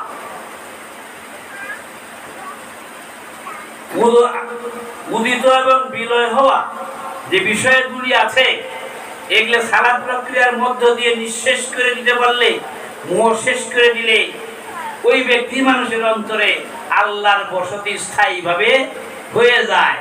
তখন ওই যে যার অন্তরে আল্লাহ স্থায়ীভাবে বসত করেন, ওই ব্যক্তি মানুষরা চেহারাটা আল্লাহর চেহারায় পরিণত হয়। ওয়াজহুল্লাহ মানে আল্লাহর চেহারা। এখানে ওই যে ওয়াল্লাল আশরিকুল মাগরিবে, আশরিক মানে উদয় হওয়া, মাগরিব মানে বিলয় হয়ে যাওয়া। আমাকে বাবা একদিন তার বাসা বললেন, দেখেন তো আমার সাহেব 115 নম্বর বাক্যে কিন্তু কি সূর্য পূর্ব পশ্চিমে উঠে ডুবে, পূর্বে উঠে পশ্চিমে ডুবে লেখা আছে না? শামস নাই, শামস নাই। ওরা লিখছে শব্দটা এইভাবে, অর্থটা অন্যান্য বাবা সারা অর্থগুলো লিখছে যে সূর্য পূর্ব দিকে উঠে পশ্চিম দিকে ডুবে। কোন শামসের নামই নাই। ওয়াল্লাল আশরিকে ওয়াল মাগরিবে,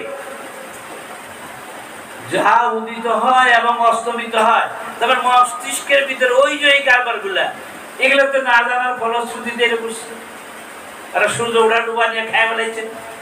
কাজেই এরকম ভাবে যাহা উঠে যায় এদের দেখে মোহ শেষ করে দিয়ে যাকাত করতে পারলে আল্লাহ ওই মানুষের অন্তরে বসতি করবেন এবং তার চেহারা আল্লাহ ওয়ালা হয়ে যাবে।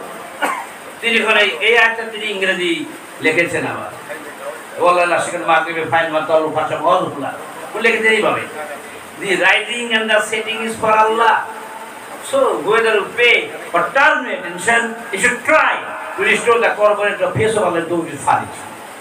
এই সেন্টেন্স ইংরেজি তিনি আমাকে দেখালেন আছে এই জন্য আমি দেখি না সামনে নাই তাই এইভাবে কি পরিশ্রম বিশ্বাস করেন এই আমাদের মানব সমাজকে বুঝ দেওয়ার জন্য কত যুক্তি কত ওনাদের সাথে স্বীকৃতি নিয়ে যোগাযোগ করে তিনি কাজগুলো সালামত শিশুরা আয়না করতেন 69টা সূরা তিনি লিখেছে। আমিও বলছিলাম একদিন থেকে বাবা উনি বলেন যে সব সূরাতে একই অর্থ ধারা, সব সূরাতে একই অর্থ ধারা, ফিলোসফি কিন্তু একটাই। আর ক্ষতি হয়েই তো গেছে, তারপরে যদি লিখতে চান আপনারা লিখবেন।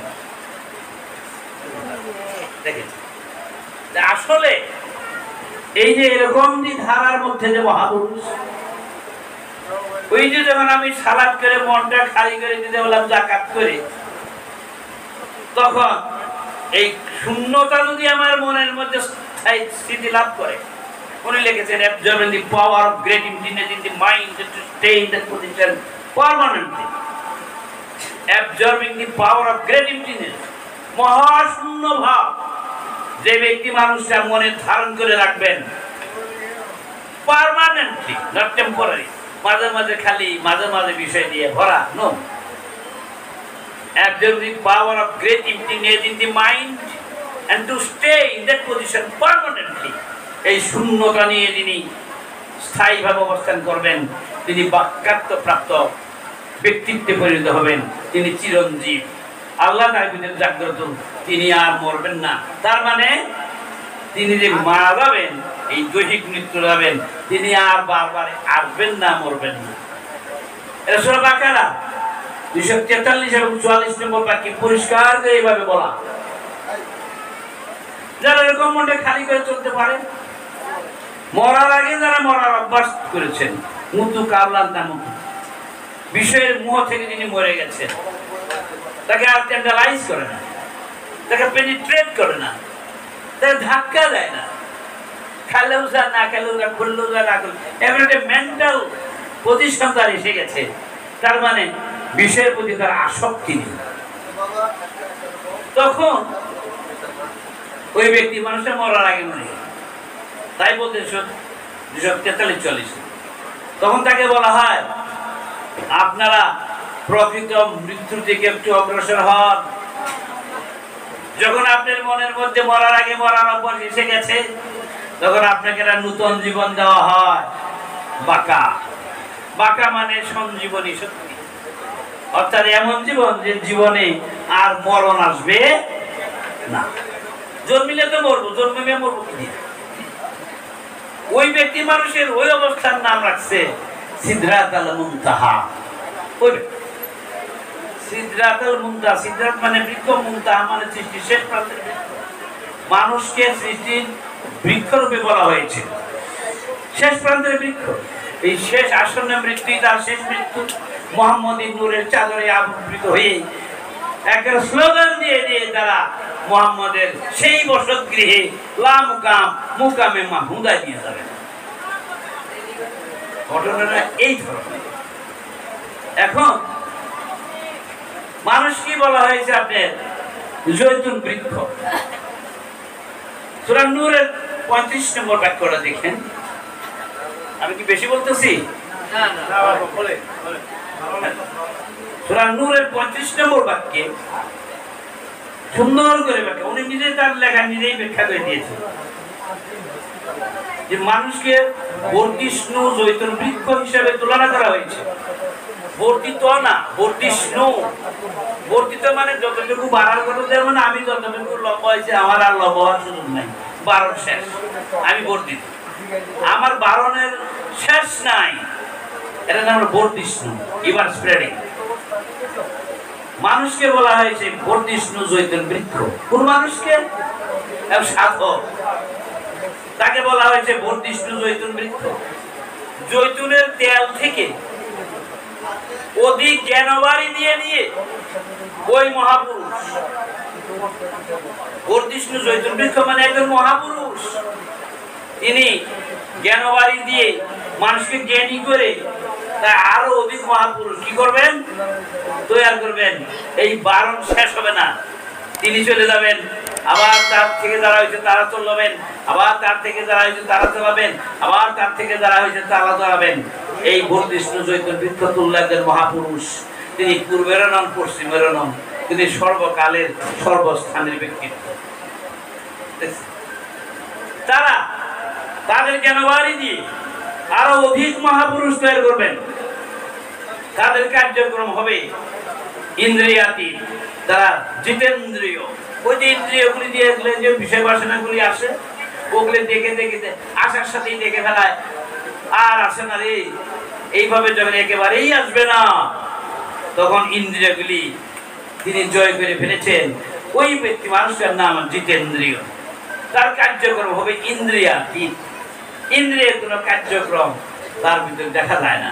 তিনি করেন, ধরেন, খান, সব যেন কোনটাই মুখ তার মনে মগজে একেবারেই স্থিতিমান বা বাসনা উদ্বেগ করতে না পারে। ঠিক অমনটি একজন মানুষ আরো মহাপুরুষ তৈরি করবেন, এটাই তাদের ইচ্ছা। এখন আমি আর একটা বলছি, সূরা রহমানের 19 এবং 20 নম্বর বাক্য, মারাজাল বাহরাইন দুটো সমুদ্রের কথা বলা আছে। ওখানে ব্যাখ্যা করা হয়েছে, উনি ব্যাখ্যা করেছেন এইভাবে, এক সমুদ্র হলো অসংখ্য দেহ, আর এক সমুদ্র হলো অসংখ্য প্রাণ। এটা নিয়ে খুব করে ব্যাখ্যা করছেন। কোন দেহ? অসংখ্য দেহ তৈরি করা হয়েছে, মানুষ, জীবকুলের সকল দেহ তৈরি করে রাখা হয়েছে। আবার অসংখ্য প্রাণ তৈরি করে রাখা হয়েছে। এই ব্যক্তি মানুষগুলি কোন প্রাণীর স্বভাবের সাথে সাদৃশ্যতার কর্মকাণ্ড আছে, ওই ব্যক্তি মানুষটা ওই দেহের মধ্যে প্রবেশ করবে, হয় মানুষের না কোনো জীবে, তার কার্যক্রম অনুযায়ী এটা হবে। এটা বেশ কয়েকদিন বলছেন আমাদের বাড়িতে, বাসাতে বিকেলে পরন্ত বই গেলে আসরের পরে উনি খাটের উপরে, আমি চেয়ারের উপরে, সাথে টিভি। আমি বললাম, দেখেন বাবা, আমার না খুব শখ, এই যে কিভাবে এই জীবগুলা দেহের মধ্যে ঢুকে, এর আমার দেখা এনর্মাসলি ইন্টারইন্ডিউসিভ চেম্বার, এনর্মাসলি অনবরত ঢুকে, এর আমার দেখা খুব শখ বাবা। আমি খুব মানে পুরা মানুষের মতো আর কি বিনয়ের সঙ্গে জানাইলাম। জানাইলে উনি বললেন, কিছু বললেন, উনি আলোচনা করতেছে, এই আলাপে আলাপে আমার এটা খায় নাই, এটা নাই। আমার দায়িত্ব, আমি দেখলাম অসংখ্য দেহ তৈরি করে রাখতে, বিভিন্ন প্রাণীর, মানুষ আর অসংখ্য প্রাণ এইরকম আর এইভাবে দেখতেছে।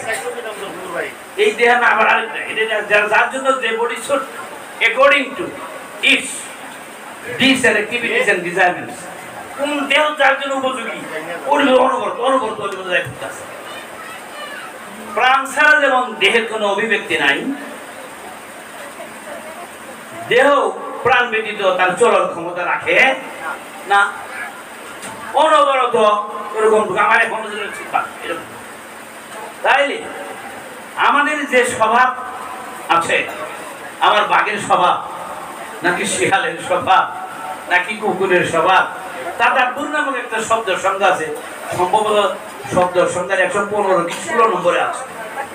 ওই তিনি আমাকে বলেন এইভাবে, মাস্টার সাহেব তাদাব্বুর করবেন, মনের উদিত বিষয়টাকে প্রাণী জগতের সাথে মিলিয়ে নিবেন, এটা আত্মদর্শন। প্রাণী জগতের সাথে মিলিয়ে নিবেন, কোন প্রাণীর স্বভাবের সাথে আপনার অন্তরে উদিত বিষয়ের সাদৃশ্যতা আছে, মিল আছে, এটা দেখে নিবেন। এটা আত্মদর্শন, আপনার ভিতরে কোন প্রাণীর আচরণ বা স্বভাব জেগে উঠেছে, এটা মিলাই নিবেন। এটা আত্মদর্শন। যেমন আমার ভিতরে যদি পচা খাওয়া, সুদ হোক ঘুষ হোক ঠকবাজি করে আমি উপার্জনের সুযোগ পেয়েছি, পচা খাওয়ার, পচা এই খাওয়া বলে পচা খাওয়া, তখন দেখবেন প্রাণী জগতে কোন প্রাণী পচাগুলি খায়, এটা মিলে দেখবেন। শুকর, কুকুর, হায়া না বলে, হ্যাঁ, যে প্রাণীর স্বভাব আপনার ভিতরে আপনি পাণ্ডিত্য খাটিয়ে মানুষকে ঠক দিবেন, শিয়াল পণ্ডিতের ব্যবস্থা, আপনি যে কোনো রাগে গড় বাঘের স্বভাব, এই যে কোনো স্বভাব আপনার ভিতরে জেগে উঠবে, আপনি প্রাণী জগতের সাথে প্রাণীদের ওই স্বভাবের সাথে সাদৃশ্যতাটা মিলিয়ে দিবেন। মিলে নিয়ে সেটাকে কালায়দা করবেন। আরবি শব্দ কালায়দা, ওর গলায় মালা পরায় দেন। যেমন আমার মধ্যে যে পচা খাওয়ার একটা সুযোগ আছে, লাখ 20 টাকা পাবো চাকরিটা দিলে, লাখ 20 টাকা পাবো, 20-এর মধ্যে তো 10 পাবো যদি ওই চাকরি দাওয়ালি করি, জিনিসটা নিঃসন্দেহে পচা, পচাটা শুকর কুকুরে খায়। এই স্বভাবটা যখন আমার ভিতরে জেগে উঠবে, ওই প্রাণীর স্বভাবটা, সেই কুকুর বা সেই শুয়োর, তার গলার মধ্যে একটা মালা পরাই দেন, চিহ্নিতকরণ করেন। মনে বললেন বা লিখছেন, to identify a thing or beast exactly, accurately, correctly and precisely, এই সেন্টেন্স এমন ভাবে আইডেন্টিফাই করবেন, একেবারে পই পই করে আপনার উদিত বিষয়ের সাথে কোন প্রাণীর সাদৃশ্য, এর মধ্যে কোনো কমতি, আইডেন্টিটি যেন কোনো কমতি। তখন আপনি যখন ওই আমার এই প্রাণীর স্বভাব এসেছে, মানে নেক্সট নাই, এর ফলশ্রুতিতে আমি একটা সেই কুকুর, সেই শুকরের জুনিতে আমি প্রবেশ করে যাব, আমার জন্ম ওই জায়গায় ঠিকানা হয়ে যাবে। সুতরাং আমার মনের মনোবল, strength of mind must be strength, আমার মনের মনোবল এত বেগবান করবো আমি যেন কোনো ক্রমেই আমি আর ওই প্রাণী দেয়ার প্রবেশ করবো না, ওই কর্ম করি। এখান থেকে আমি নিজেকে সাহেব দূরে সরে যাব। ঠিক এমনটি দাঁড়িয়ে আমার আত্মদর্শন। আরেকদিন, এটা তো অনেকদিন বলছে, আমার তো অনেককেই বলেছেন, মাস্টার সাহেবজি আপনারা এই কোরআনে হামিম গ্রুপের 7টা সূরা আছে, হামদে মুহাম্মদ, হামিম গ্রুপে সূরা নম্বর সূরা মুমিন থেকে শুরু, 40, 41, 42, 43, 44, 45, 46 সিরিয়াল হামিম গ্রুপের 7টা সূরা। প্রত্যেকটা সূরার প্রারম্ভে মানে শুরুতেই হামিম দিয়ে শুরু। উনি ব্যাখ্যা করেছেন, হে অক্ষর দ্বারা সামনাসামনি, হে করবে খারা আলিফ, এটা যে পরে যে জের জবর নুকতা পেশ তা না, এর আয় যখন করে নাজিল হয়েছে তখনই খারা আলিফ ছিল। হযরত বিন ইউসুফের জান্নাত খারা আলিফ ছিলই তখন। হে অক্ষর দ্বারা সামনাসামনি, আর এর উপরে খারা আলিফ, এটা হলো সাধক নিজে, মিমের মুহাম্মদ, অর্থাৎ সাধক নিজে মুহাম্মদী সত্তায় পরিণত হবে। কি করলে? এই অক্ষর দ্বারা সামনাসামনি, মিম মানে সাধক নিজে। আমার আত্মদর্শনে ওই যে তারটা পুরো যে ব্যাখ্যাটা কোন প্রাণীর সাথে সাদৃশ্যতা আছে, আমি আমার সামনে আমি দাঁড়াবো, I will stand before my self. আয়নার সামনে দাঁড়াইলে আমি আমার ছাড়া কিছু দেখবো না, যে আমার অন্তরে কি হচ্ছে, আমার মগজে কি হচ্ছে, আমি এগুলো দেখবো।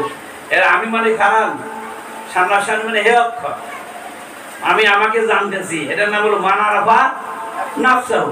এটা সক্রেটিস বলেছিলেন রাসূলের জন্মের 1000 বছর আগে, নোটাই সেলবাস দি মটোরি ডক্ট্রিন, নিজেকে আগে চিনি।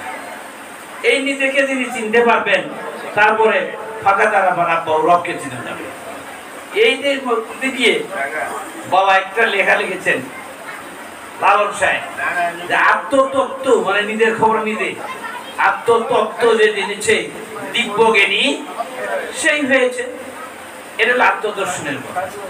এখন আমরা যদি এই বিষয়গুলি সম্পর্কে আমরা we don't like to be normal human being, আমরা সাধারণ মানুষের থাকতে চাই না।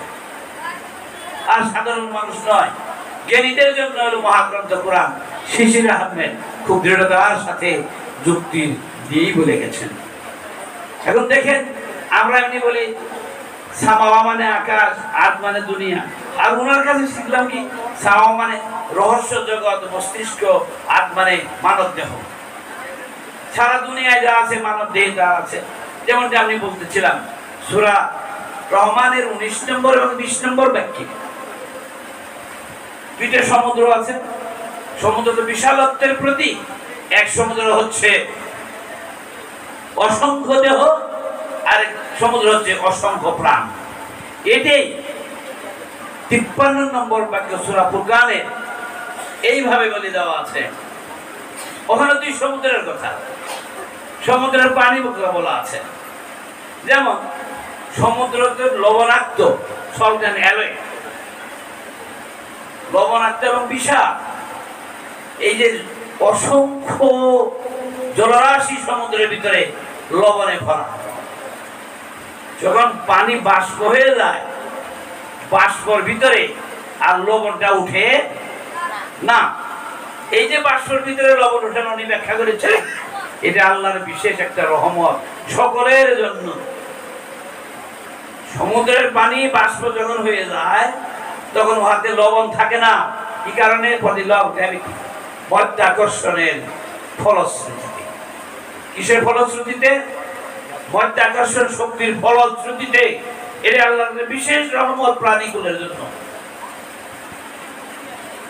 এই যে বাষ্পীয় ভবনের মাধ্যমে সমুদ্রের যে লবণ আছে, লবণযুক্ত পানি, শুধু পানি উঠে যাবে, মিঠা পানি, লবণ উঠবে না। এটা বৃষ্টি হবে, সমুদ্র থেকে পানির সংগ্রহ করবে, নদী হয়ে যাবে, মিঠা পানিতে পরিণত হয়ে যাবে। ওইটা একটা প্রকৃতির বাত।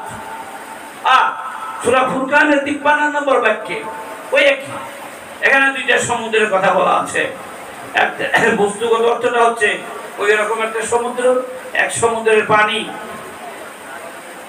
মিঠা, আরেক সমুদ্রের পানি সল্টি এবং অ্যালয়, লবণ এবং বিষাদে ভরা।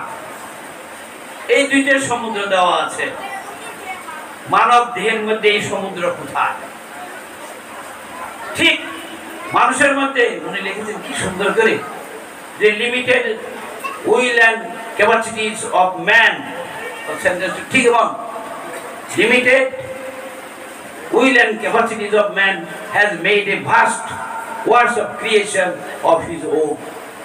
আমরা কত অল্প লিমিট, মানে সীমিত, লিমিটেড উইল এন্ড ক্যাপাসিটি, আমাদের খুবই স্বল্প আশা, ইচ্ছা, ক্ষমতা, এর মধ্যেই আমরা বিশাল সমুদ্র রচনা করে ফেলাই কর্মযজ্ঞে।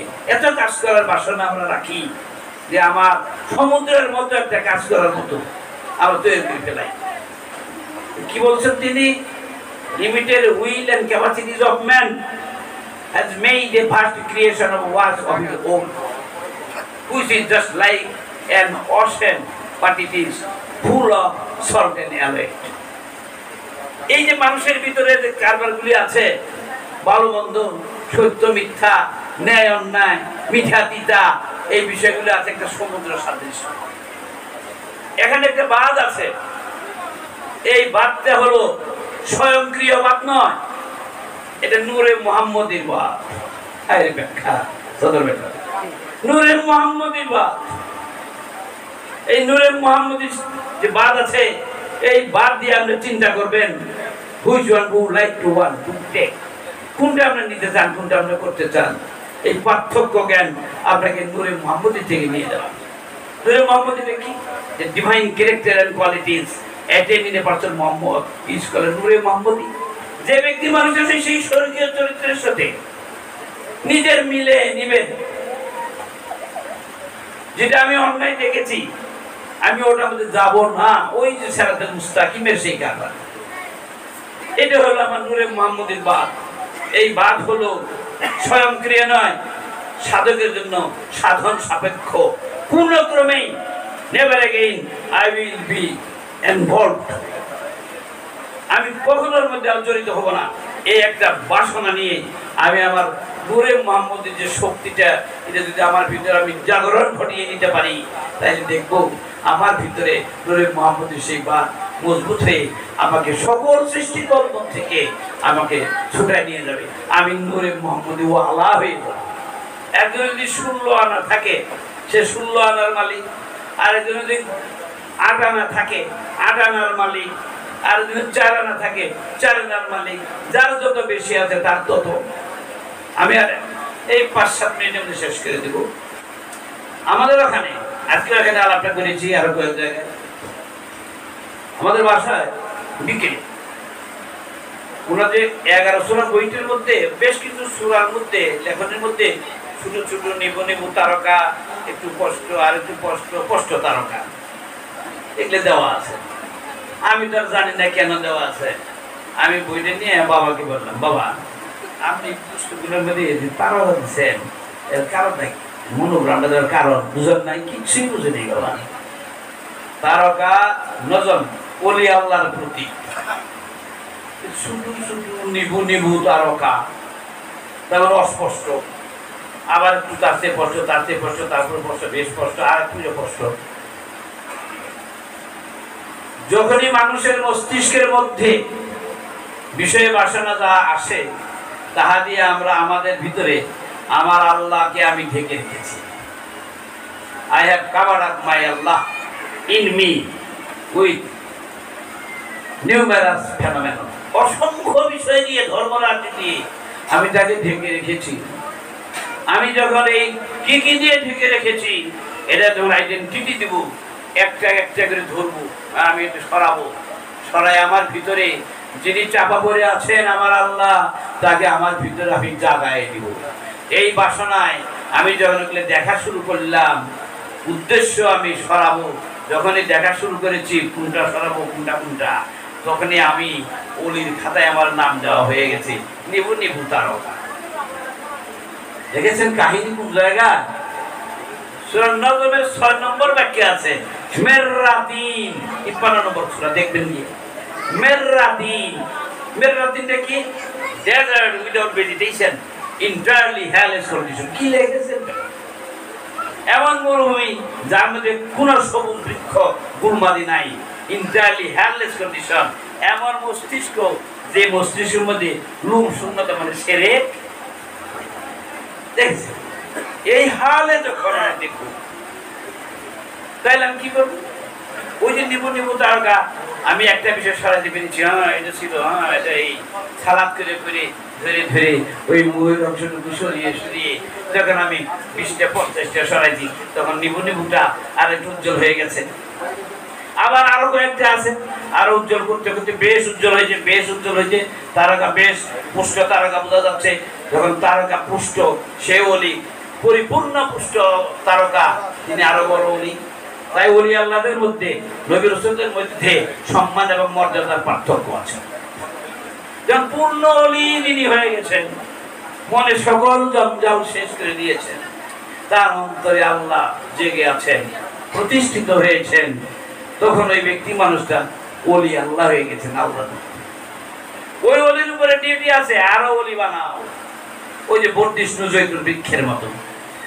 যখন উনি আরো ওলি বানাবার জন্য এই পদ্ধতি শিখিয়ে আরো ওলি বানাবেন, এই আরো ওলি বানানোর যে কার্যক্রম, এটার নাম হলো বেলায়েত।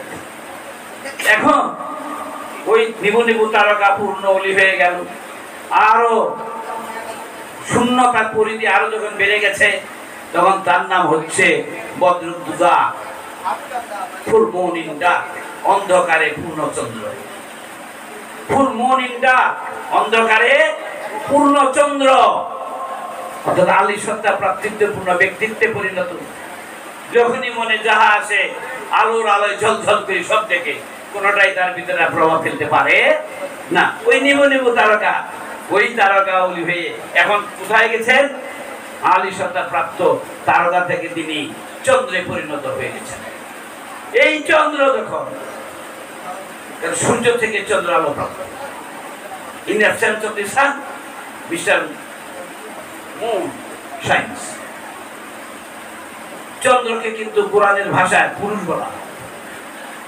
যখন ওই চন্দ্র আরো শূন্যতর বিস্তৃতি ঘটিয়ে মহাশূন্যে পরিণত করেছেন, তখন উনি হয়ে যাবেন শামসুদ্দোহা। তার নাম কি? শামসুদ্দোহা, জ্যোতির্ময় মহাসূর্য মোহাম্মদ। দেখেছেন? তাহলে যে ব্যক্তি মানুষটা ওই নিবু নিবু তারকা থেকে পূর্ণ তারকা, ওই পূর্ণ তারকা বদরুদ্দুজা, ওই বদরুদ্দুজা আরো শূন্যতা নিয়ে লেগে থেকে থেকে তিনি যখন শামসুদ্দোহায় পরিণত হয়ে গেছেন, জ্যোতির্ময় মোহাম্মদী সত্তা মোহাম্মদে পরিণত হয়ে গেছেন। এই ধারায় আমরা আমাদের সকলের জীবনকে যেন নিয়ে যেতে পারি।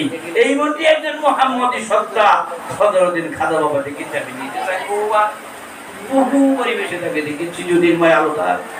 এমনকি আমরা তার আদর্শের সাথে যারা আছি তারা তার আদর্শের বংশধর, তারা তার আদর্শের, আমরা যেন সবাই তার এই ফেম ফিলোসফিটা অর্জন করে ওই divine character qualities attain in a person Muhammad সাল্লাল্লাহু আলাইহি ওয়াসাল্লাম। যে ব্যক্তি তার এই চরিত্রগুলি নেবে তিনি কিসে পরিণত হবেন? ওই ব্যক্তি মানুষটা নূরে মুহাম্মদীতে পরিণত হবে।